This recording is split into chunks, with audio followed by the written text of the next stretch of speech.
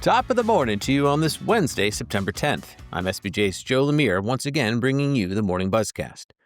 We talk a lot about this decade of American hospitality in global sports that began with this past summer's FIFA Club World Cup and will continue on through next year's Men's World Cup, LA 28 Summer Olympics, the 2031 Women's World Cup and Men's Rugby World Cup, and then the 2034 Winter Olympics in Salt Lake City. That one may be last in the order, but preparations are well underway. And there was news yesterday of a major step forward in the form of what's being described as the largest philanthropic campaign supporting a host city in Olympic and Paralympic history. The AP reported on details of Podium 34. That's the effort that has raised more than $200 million to fund community engagement programs. It's still just a small fraction of what's projected to be a $2.84 billion operating budget. But it's a sizable amount 9 years prior to the torchlighting, and only 2/3 of what's ultimately a $300 million goal for the program. It's a relatively modest budget overall for the Olympics because all 13 venues remain in place from the 2002 games in the Salt Lake City area. But organizers have pledged not to utilize state tax money except in cases where it's used to maintain venues that also get used by the public. The sourcing of Podium 34's funds is also meaningful. 9 of Utah's wealthiest families and foundations have all pledged more than $20 million apiece. That's payable over time, and they'll earn the designations as founding captains.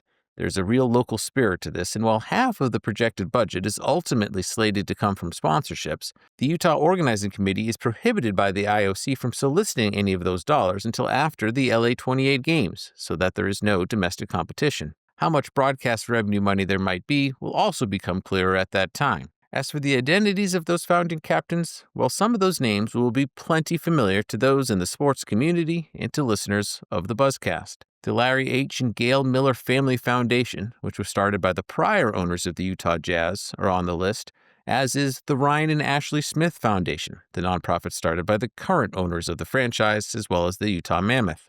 Other donors include Cloudflare CEO Matthew Prince, who has been described as the wealthiest person in Utah, and the Huntsman Family Foundation, whose CEO, David Huntsman, has been a mental health advocate in and around sports, including a trip to the IOC in Switzerland this past summer to speak on the topic. Also involved is the Daniels Fund, that was started by Bill Daniels, who was a prior ABA president, founder of the Prime Ticket Sports Network, and partial owner of the LA Lakers. Moving eastward a state to Colorado, where the Denver Broncos have designated their preferred site for a new stadium. According to the Denver Post, the Burnham Yard site is a former railroad yard that became the campus of the Denver Water Utility. The franchise has said it reached a, quote, conceptual agreement to acquire the 58-acre lot from the state of Colorado, as well as another adjoining 25-acre plot of land to a privately financed stadium that will include a mixed-use development. Add in some previously purchased land, and the Broncos are looking at having amassed more than 100 acres in total. The early price tag is pegged around $4 billion, and the club has said it will include no new tax dollars except by way of supporting infrastructure. The stadium itself does not have a finalized design, but initial plans call for a retractable roof and natural grass with a projected opening date of 2031. Keep coming on this road trip with me and go one more time zone farther east to Illinois, where its flagship state university is receiving a $100 million donation from alumnus Larry Geese that will in part go toward a renaming of the football stadium.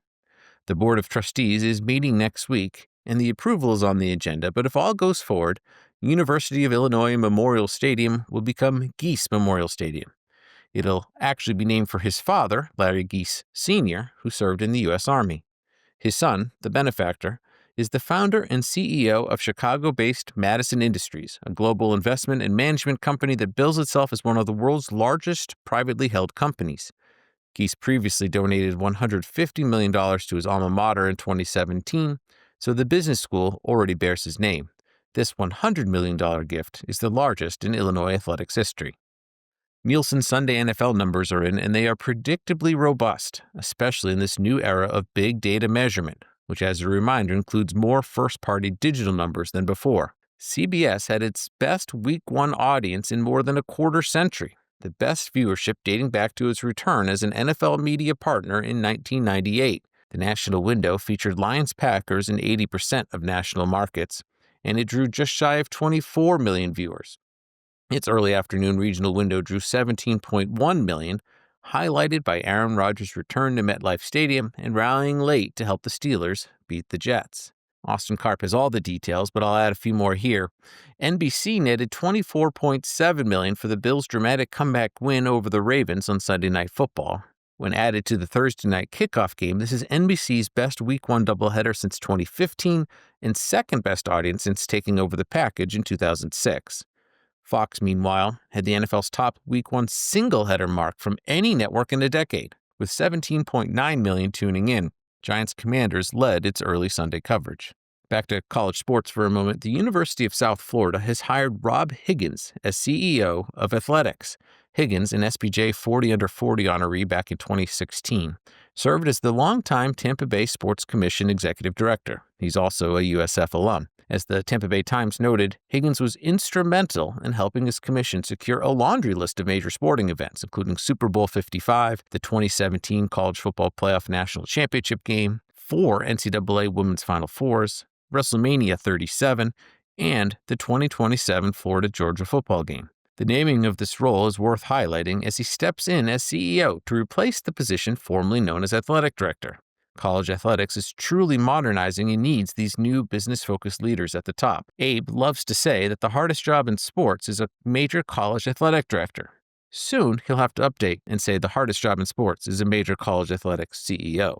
A new component to the recently agreed-upon NHL collective bargaining agreement is the creation of a newly established Retired Players Emergency Healthcare and Wellness Fund. The AP shared some details. The league and union will team up to donate $4 million annually to the cause, ensuring that every former NHL player has access to a family doctor and a mental wellness professional, as well as an insurance subsidy of up to $10,000 annually.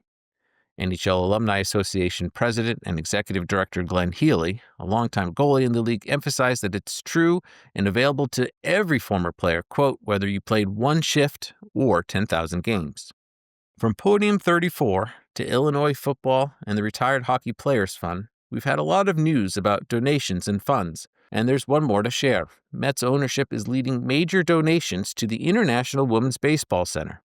$2 million is coming from the Stephen and Alexandra Cohen Foundation and $350,000 from the Amazing Mets Foundation. The IWBC will expedite planned renovations on its baseball field in Rockford, Illinois, to build new restrooms, add new outfield seating to be called the Cohen Bleachers, regrade the field and sod it, new irrigation, electrical upgrades, dugout upgrades, a scoreboard, foul poles, batting cages, pitching areas, and a press box that will be named after the Amazing Mets Foundation. The whole field will get a name change as well, going from Bayer Stadium to Maybelle Blair Park in honor of the IWBC founding director emeritus.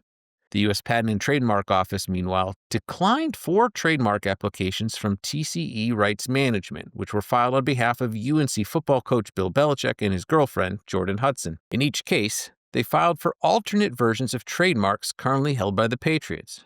Do your job.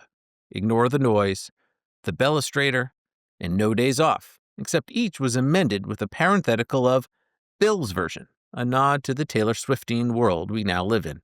I'd be remiss not to share one Belichickian personal note. The Tar Heels are hosting the Richmond Spiders this weekend, and while we know Belichick loves his special teams, Richmond special teams coordinator is an old college friend of mine, Drew Anthony. It's an ACC Network broadcast at 3:30 on Saturday. May the best kick coverage win. That's all for me today. Abe Madcore will be back tomorrow. Thanks for tuning in. This is Joe Lemire with your Morning Buzzcast.